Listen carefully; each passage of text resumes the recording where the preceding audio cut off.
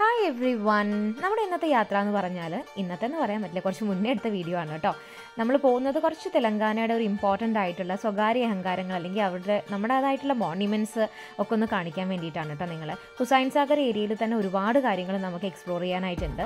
ഇതാണ് അമർവീറുള്ള ദി സ്തൂപം എന്ന് പറയുന്നത്, മാറ്റായസ് മോണ്യുമെൻ്റ് എന്ന് പറയും. 1969 ആ കാലഘട്ടത്തിലൊക്കെ ഒരുപാട് കുട്ടികൾ തെലങ്കാന ഡിവിഷന് വേണ്ടിയിട്ട് ഇങ്ങനെ അവരുടെ ജീവൻ നഷ്ടമായിട്ടുണ്ട്. അപ്പോൾ അങ്ങനെ ഒരു 369ഓളം കുട്ടികൾ ഒറ്റയടിക്ക് മരിച്ചിട്ടുള്ളൊരു സംഭവത്തിൻ്റെ ആ കുട്ടികൾക്ക് വേണ്ടിയിട്ടുള്ളൊരു മോണ്യുമെൻ്റാണിത്. അപ്പം ഈ ഒരു മോണ്യുമെൻ്റ് എന്ന് പറയുന്നത് സ്റ്റെയിൻലെസ് സ്റ്റീലിലാണ് പണിതിരിക്കുന്നത്.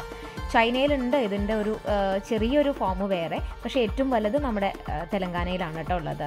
സ്റ്റെയിൻലെസ് സ്റ്റീൽ കൊണ്ടാണ്, നല്ല ഭംഗിയാണ് കേട്ടോ. അതിൻ്റെ അടുത്തോട്ട് പോകുമ്പോൾ നമുക്ക് മിററാണെന്നാണ് തോന്നുന്നത്. ശരിക്കും നമ്മൾ റോഡ് സൈഡിലാണ് ഇത് വരുന്നത്, അപ്പം ആ ഒരു റോഡ് പോകുന്നതും കാര്യങ്ങളൊക്കെ നമുക്ക് കാണാൻ പറ്റും.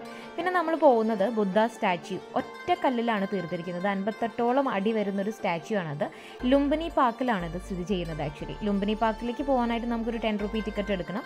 അതിനുശേഷം ഒരു ബോട്ടിംഗ് ഉണ്ട്. നമുക്ക് ലുംബിനി പാർക്കിൽ നിന്ന് ഒരു 15-10 മിനിറ്റ്സിൻ്റെ ഒരു ബോട്ടിങ്ങിന് ശേഷമാണ് ഇത്. ആ ഒരു ലേക്കിൻ്റെ സെൻറ്ററിലാണ്, ഹുസൈൻ സാഗർ എന്ന് പറയുന്ന ലേക്കിൻ്റെ സെൻറ്ററിലാണ് ഇത് സ്ഥിതി ചെയ്യുന്നത്. സെൻറ്ററിലേക്ക് എത്തിക്കാനായിട്ട് കുറേ 1990 ഒരു ആക്സിഡൻ്റ് ഒക്കെ ഉണ്ടായിട്ട് 10ഓളം എഞ്ചിനീയേഴ്സ് മരിക്കുകയും ഒക്കെ ചെയ്തിട്ടുണ്ട്. ഇതവിടെ സെൻറ്ററിൽ എത്തിക്കാനായിട്ടുള്ള ഒരു ബുദ്ധിമുട്ട് കാരണം. ഇവിടെ നിന്ന് നമുക്ക് ഒരുപാട് കാര്യങ്ങൾ കാണാൻ പറ്റും കേട്ടോ. ഈ ഒരു ഹുസൈൻ സാഗറിൻ്റെ സെൻറ്ററിൽ നമ്മൾ ഈ സ്റ്റാച്യു ഓഫ് ബുദ്ധയുടെ അടുത്ത് നിൽക്കുന്ന സമയത്ത് 55 റുപ്പീസാണ് അഡൾട്ട്സിൻ്റെ ബോട്ട് ചാർജ്, 35 ആണ് കുട്ടികളുടെ എന്ന് എനിക്ക് തോന്നുന്നു. എനിക്ക് ഷാർപ്പായിട്ട് ഓർമ്മയില്ല, കുറച്ച് മുന്നേ പോയതായതുകൊണ്ട്. അങ്ങനെ അല്ലാതെ നമുക്ക് പ്രൈവറ്റ് മറ്റേ ബോട്ടില്ലേ, അത് വെച്ചിട്ടും പോകാം കേട്ടോ. നിങ്ങൾക്ക് കാണുന്നത് ആ സംഭവമാണ് കേട്ടോ. അങ്ങനെ അവിടേക്ക് നമ്മൾ കയറിയിട്ടുണ്ട്.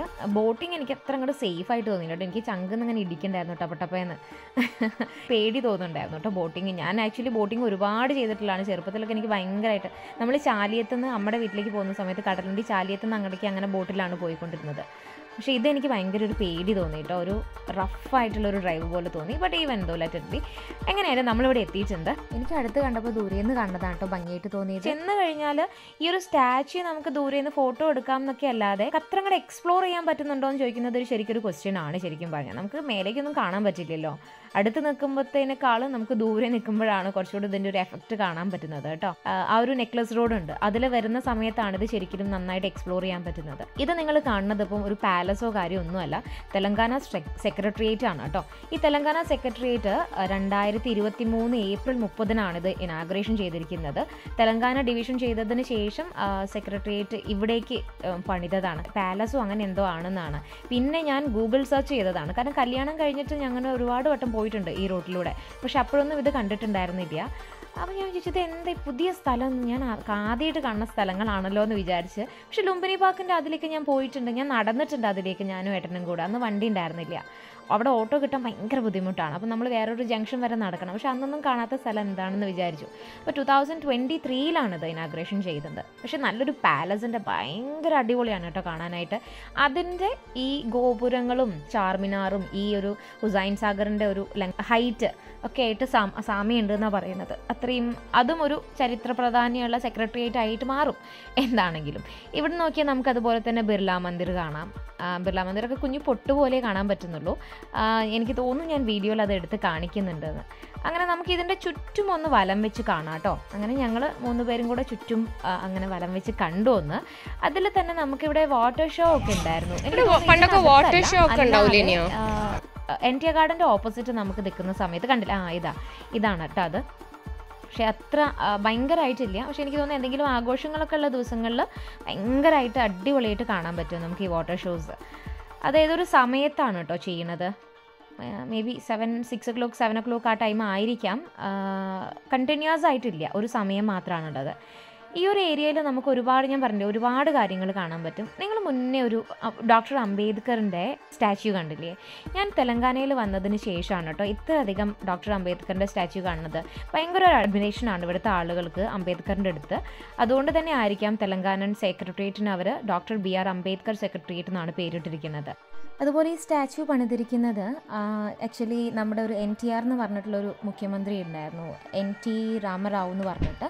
1983 അദ്ദേഹം സ്റ്റാച്യു ഓഫ് ലിബർട്ടി കണ്ടിട്ട് അഡ്മയർഡ് ആയിട്ട് നമുക്കും അതുപോലെ ഒരെണ്ണം വേണം നമ്മുടെ നാട്ടിലെന്ന് പറഞ്ഞിട്ടാണ്.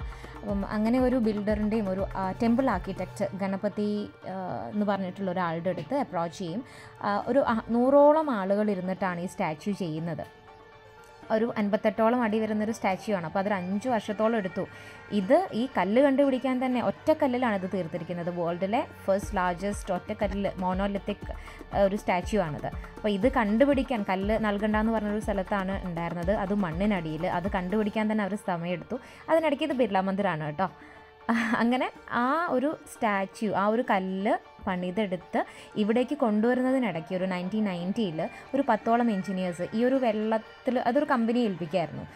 ഈ ഹുസൈൻ സാഗറിൻ്റെ സെൻട്രലിൽ എത്തിക്കണമല്ലോ. അങ്ങനെ ഒരു 10ഓളം എൻജിനീയേഴ്സ് മരിക്കുന്നുണ്ട് ആ ഒരു സമയത്ത്.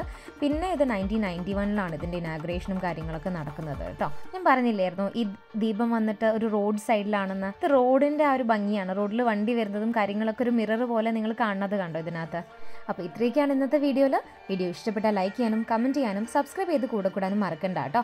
അത് ഭയങ്കര ഒരു ഇൻസ്പിറേഷനാണ്. അപ്പോൾ അടുത്ത വീഡിയോയിൽ കാണുന്നവരേക്കും ബൈ.